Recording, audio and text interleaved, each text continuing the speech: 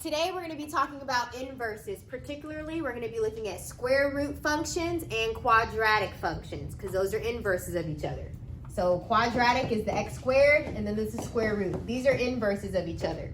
We're also going to look at the x cubed and its inverse, the cubed root. Okay? So these are the inverses we're going to be doing today. All right, so not all functions have inverses. Those who do have inverses are called invertible. We can use the horizontal line test to determine whether a function is invertible, whether it has an inverse or not. Okay? So this is our quadratic function. I'm going to graph it real quick. So plug in a -2. What is -2 squared? 4. Minus 2 is? 2. There we go. What's -1 squared? 1. Minus 2?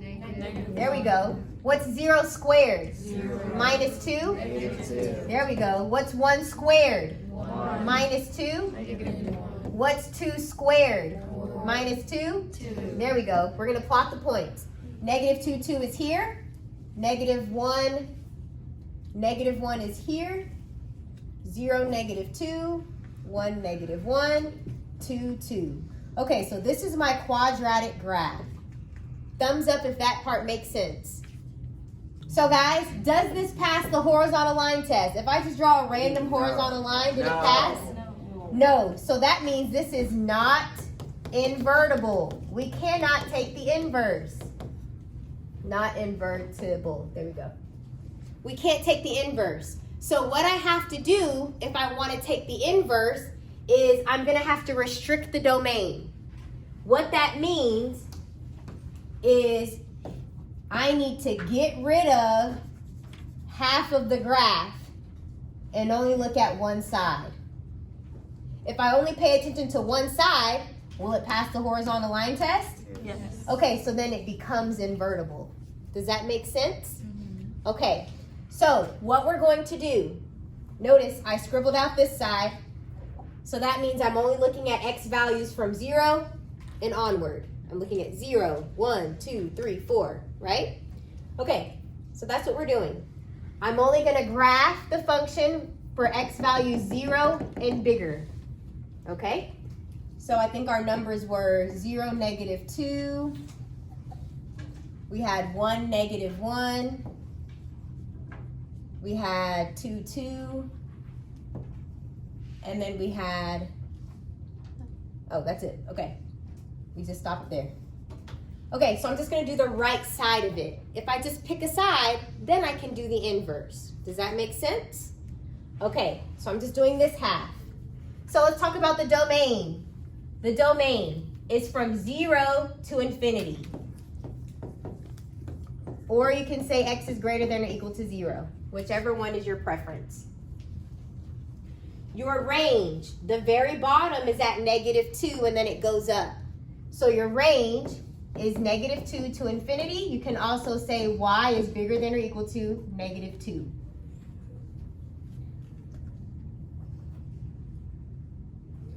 Okay, now guys, we're going to find the inverse.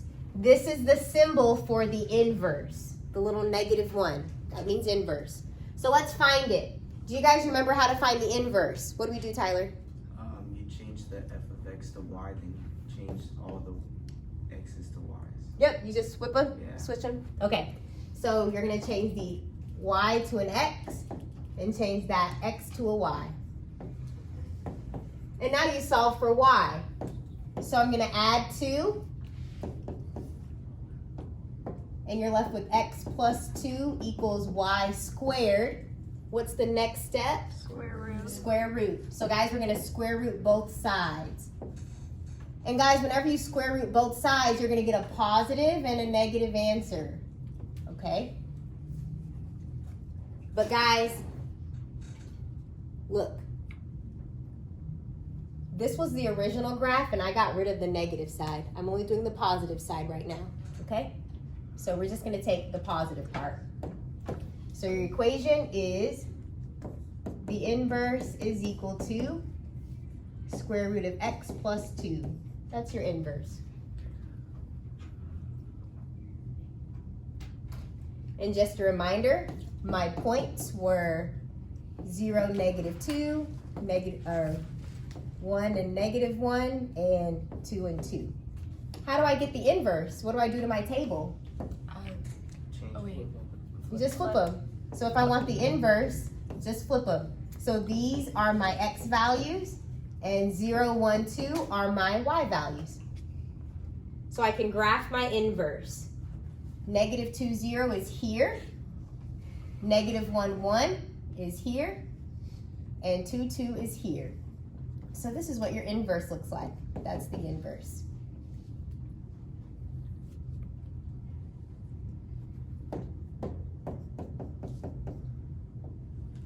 Okay, now that I have my inverse, we can find the domain and range. Your domain, what is the domain of the inverse? X is greater than or equal to -2. Perfect, thank you. X is greater than or equal to -2. Or you can say -2 to infinity. So I'll write them both ways, whichever one you prefer. The range, what's my range? 0 to infinity. Yep, 0 to infinity. Or what can you say? Y is greater than or equal to 0. Perfect, thank you. Okay, so guys, let's note something real quick. You see how the domain and the range, all they did was flip? This domain matches the range of the inverse. This range matches the domain of the inverse. So just like in your table, you swapped the x's and y's, you swapped the domain and range. Does that make sense when you're dealing with inverses? Another cool thing about inverses, they will always reflect across this diagonal line. And what is this diagonal line? Y equals what? X. Yep. All of your inverses will reflect across that line. All right. Now, we canceled out this left side and we only looked at the right side. Now, guys, I want you to do the opposite. Scribble out this side and I want you to find this side. So we're gonna do the x values are less than or equal to 0. So guys, go ahead and try it. So as you guys are working on this side, it's the same equation. Now you're just plugging in values 0 and less. So your table, if you plug in -2, square it, you get 4 minus 2 is 2. Plug in a -1, you get 1 minus 2, -1, plug in a 0, and you'll get -2. So that's this side.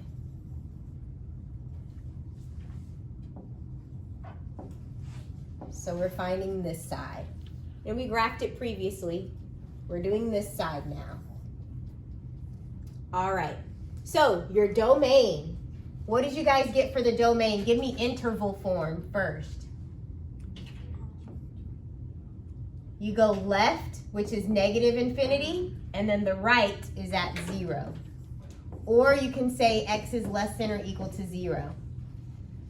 Your range, it's from the bottom to the top. So the very bottom is at -2, and then it goes up, infinity. You could also say y is greater than or equal to -2. Okay, now if I want the inverse, you just flip it. So this is the inverse. Okay, and let me graph that inverse. 2, -2, -1, -1, -2, 0. Here we go. That's the inverse.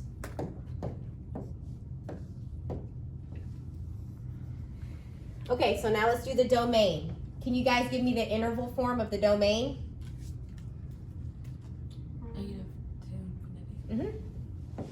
-2 to infinity, which is the range, right, of the original, and that should match, but with an x instead. And then the range, the bottom is at -infinity, the top is at 0. So, and that matches your domain of the original problem. Or you can say y is less than or equal to 0. Okay, so guys, now let's talk about the equation. Remember previously when we solved for the inverse, we had a plus or minus sign. Now we have the other side, we have the negative side. So that is our equation. Negative square root of x plus 2. And guys, it makes sense. Please look. I want this to make sense for you. Normally, your square root graph looks like this. Thumbs up if you know that. Good, okay. The transformation, it went left 2 and it was reflected. So look, this went left 2, so now it's here. And then it was reflected. That's why it's down here now. Make sense? And it matches your inverse problem, okay? All right, let's move on. Okay, so this is the main idea. Please write down the main idea. The domain of a quadratic must always be restricted in order to find the inverse. Whenever you have a quadratic, you cannot take both sides. You have to cancel out a side and only take one side, okay? So you have to restrict the domain. So guys, here's an example. Let's say I have x plus 4 squared minus 2. Can you guys tell me what the transformations are? Class? Down 2. Perfect, left 4, down 2.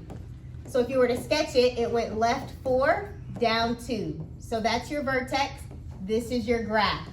However, it's a quadratic. You have to restrict the domain. So let's say I get rid of this side. What's your domain?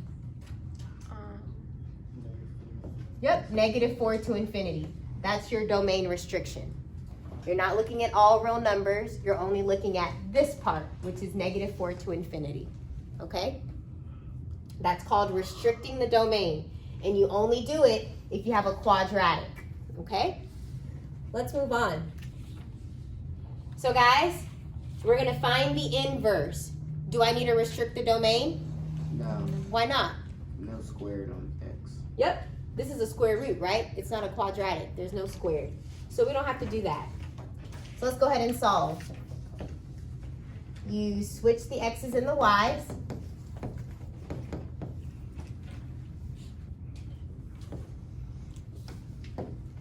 And then you subtract 3 from both sides. So you get x minus 3 equals the square root of y. And what's my last step? Square it. Yep, Square it. square it. So those cancel, and you need to square this side. So that's your answer. The inverse of x is x minus 3 squared.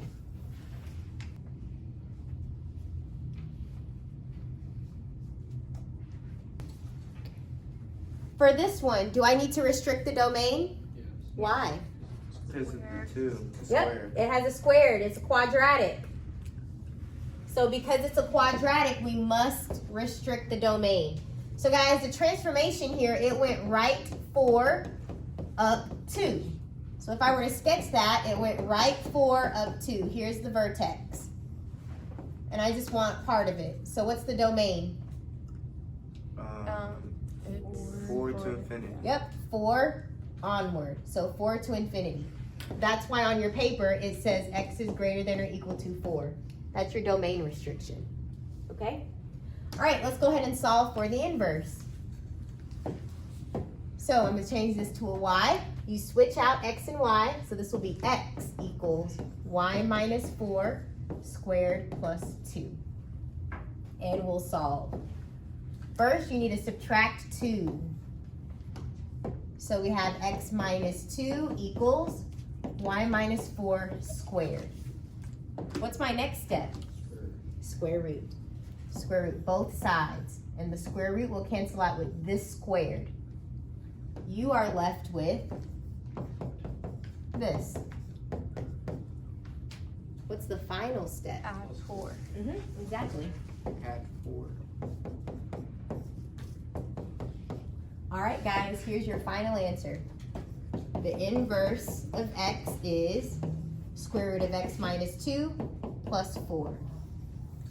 Make sure that plus 4 is not underneath the square root symbol. You square rooted it, and then your next step was adding 4. So that came after.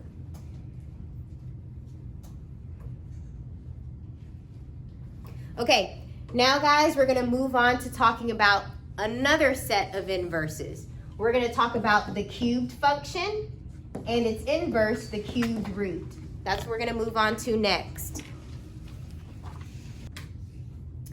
Okay, so first we're gonna find the inverse algebraically.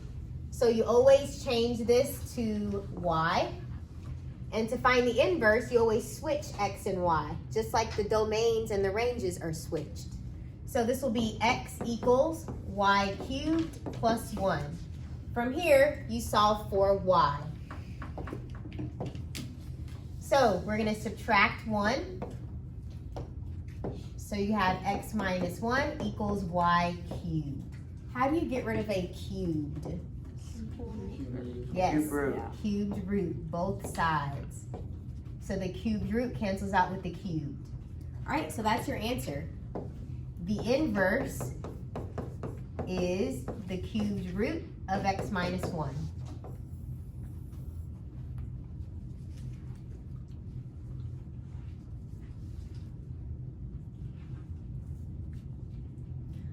Okay, so now it wants us to graph the function and its inverse.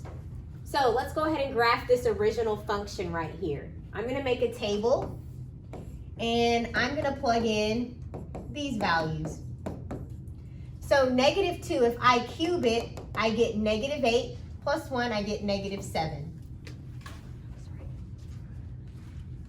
If I plug in a negative 1 and cube it, I get negative 1 plus 1 is 0.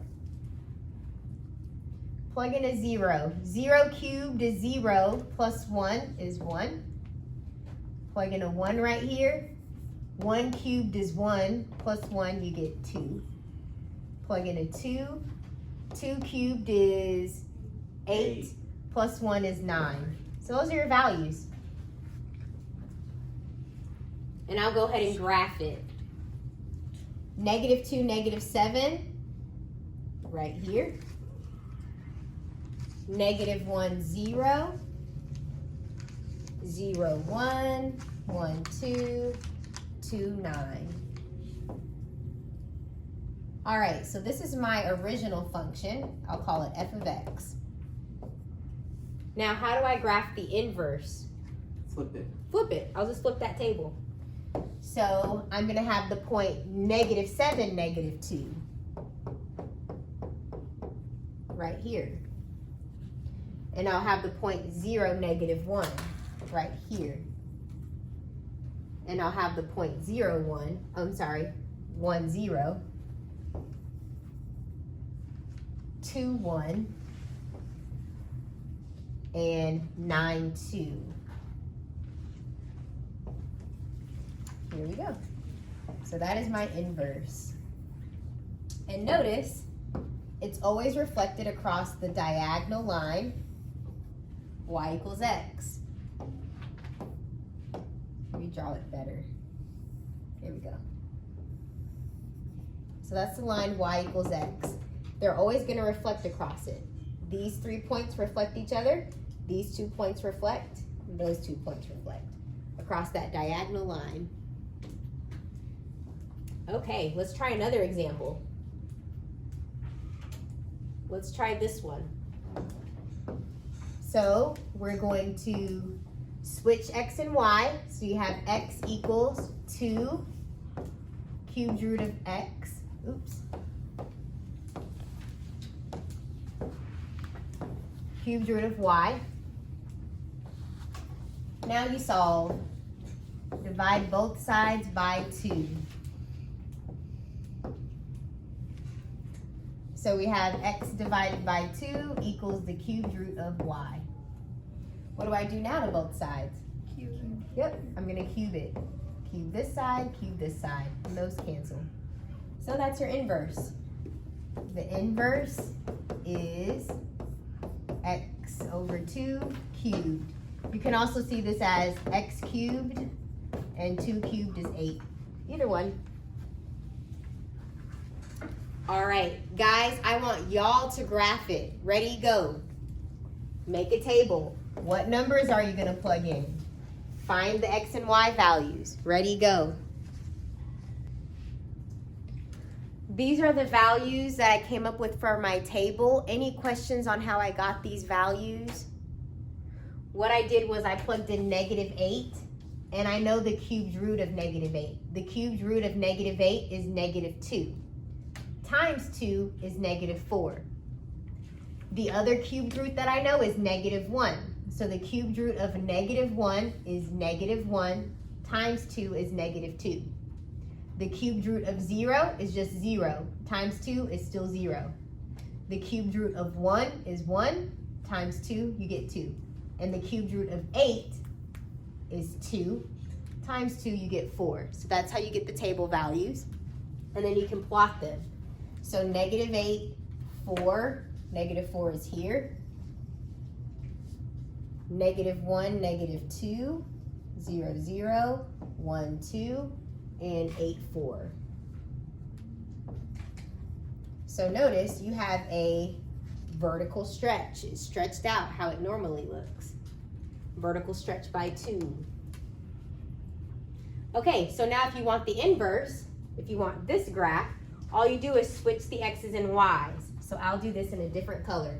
This is the original function, and the inverse will be -4, -8.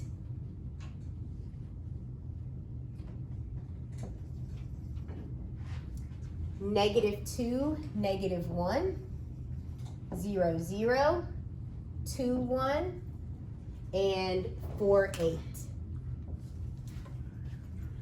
So that is your inverse graph. It makes a cool DNA strand looking thing. And remember, it reflects across that line, y equals x. So those points mirror each other. That's how you know if you drew an inverse correctly or not. If it reflects across that diagonal line. Okay, so guys, what we reviewed so far. You guys know how to graph your inverses. You know how to find the inverse algebraically. The last thing we're going to review is we're going to verify if two functions are inverses or not. So in order to verify if two functions are inverses of each other, you do what is called a composition. Function composition. And you're basically plugging one function into another. Okay, so let's try it. Here is f of x. So everyone write f of x. It's 5, put parentheses for the x, minus 10. Make those parentheses big because we're going to plug in the other function.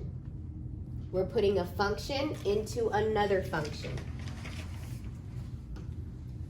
So I'm going to plug in g of x inside. So that's 1/5 x cubed plus 2. Okay, so we're going to simplify this. We're hoping that if we do this twice, it simplifies to x each time. If it does, that means they're inverses. So let's simplify this. We're going to go ahead and distribute the 5 into the parentheses. 5 times 1/5 cancel out, and you're left with x cubed. 5 times 2 is 10.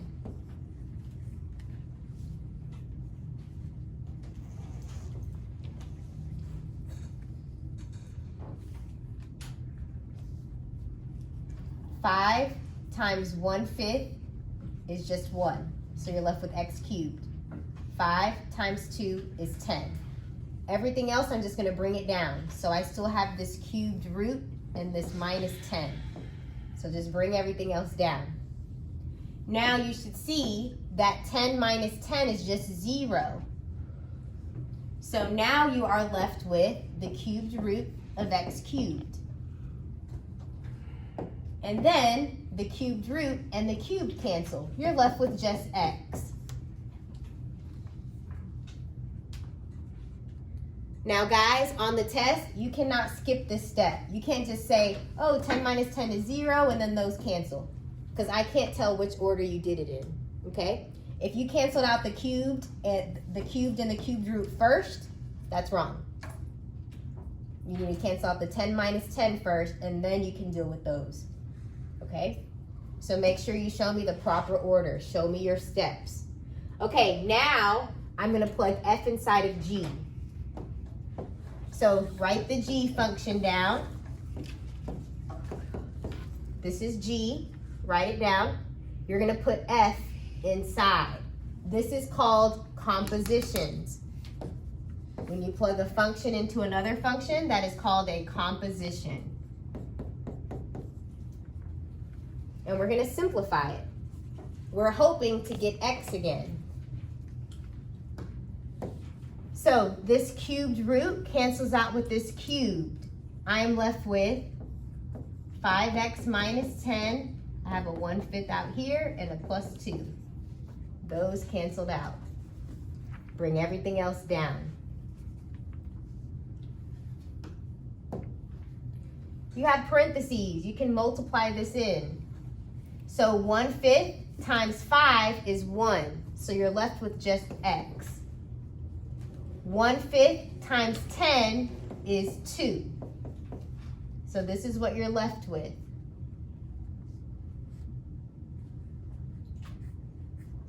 And now you get -2 plus 2, that's 0. So you're left with x. You need to show each step.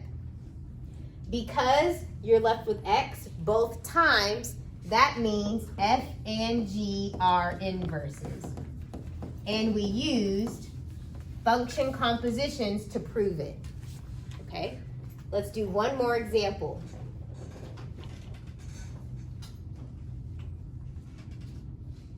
All right, next example.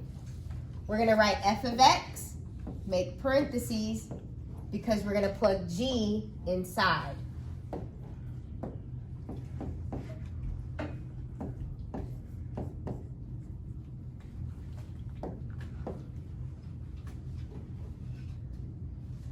Okay, now we're going to simplify. I'm gonna cube. This cube is gonna go to everything in this parentheses. So 1 cubed is 1. 2 cubed is 8. A cubed root, cubed will cancel out. You're left with x. Is that okay? Okay. So this cubed went to every single thing. Oh, why am I not distributing the 8? Yeah. Oh, great question. The reason why you can't distribute it is because there's an exponent right here. Now you can distribute the 8 because there's no exponent there. Okay, so let's think back on PEMDAS. You can't multiply until you deal with the exponents. So on that previous one, on the inside here, there were no exponents in here. That's why I could distribute it. But here we have the exponent in the way. Okay, very great question. Okay, so now you can multiply it. The 8's cancel out. You're left with x. Because 8 times 1 is 8, and divided by 8 is just 1. So we got x for that. Now we have to do it the other way around. So write g of x, and you're going to plug f inside.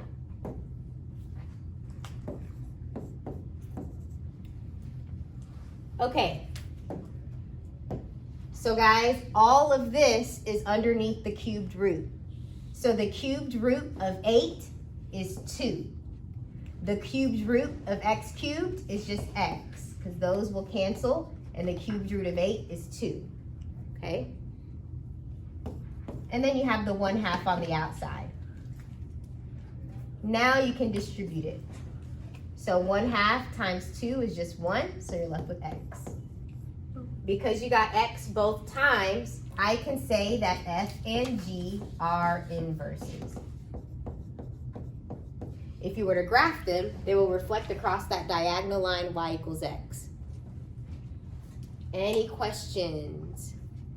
Okay, we're going to practice this now.